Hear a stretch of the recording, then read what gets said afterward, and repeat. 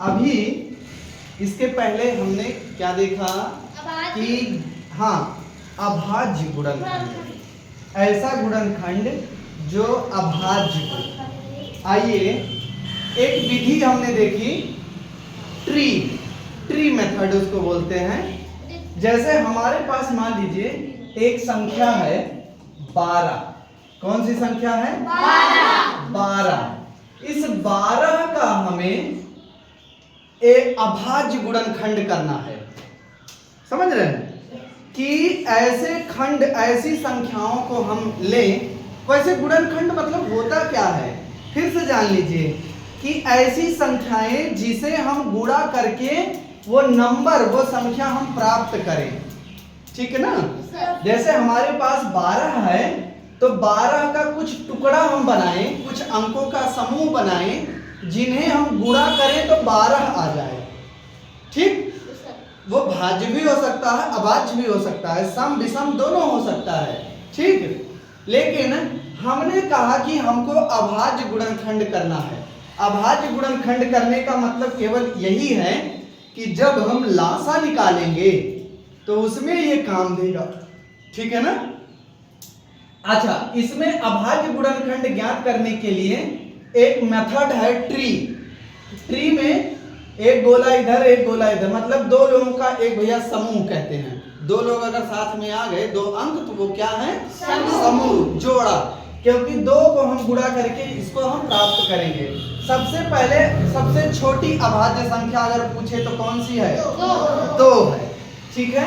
ये सम भी है, ये सम संख्या भी है और अभाज्य भी है। ठीक है ना? अभाज्य में होता क्या है, अभाज्य में जैसे 3 है तो अभाज्य का केवल यही है कि ये तो स्वयं से कटेगा, मतलब 3 से अगर भाग करेंगे तभी ये कटेगा। कितनी बार में? एक बार में। 3 इक्के 3। या जब हम इसको हम 1 से भाग करेंगे तब ये कटेगा। कितनी बार में?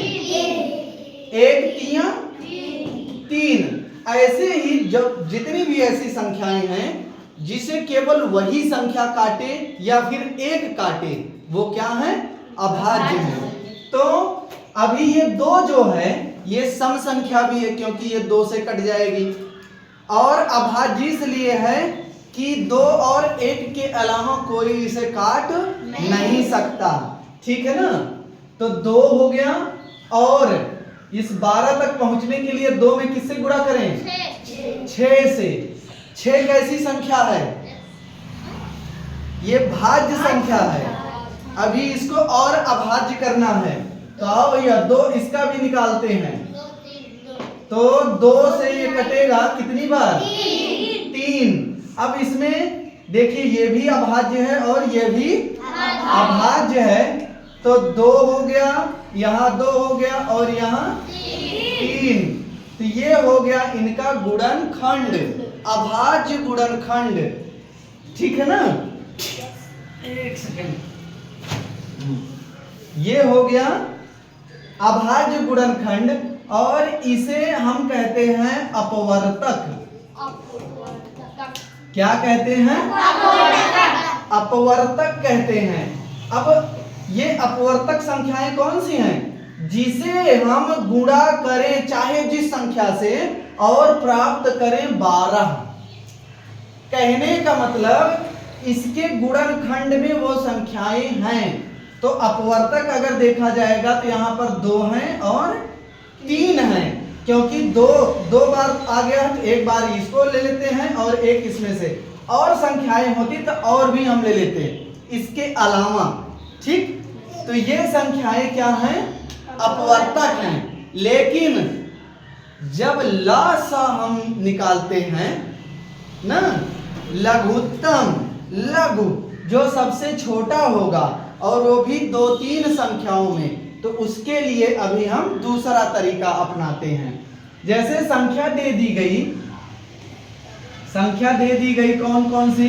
मान लीजिए दे दिया गया 9, 12 और 15। तो कह रहे हैं इनका लासा निकालो भैया।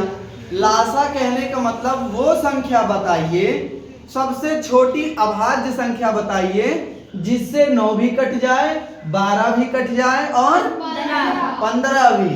ठीक है ना? हाँ? 3।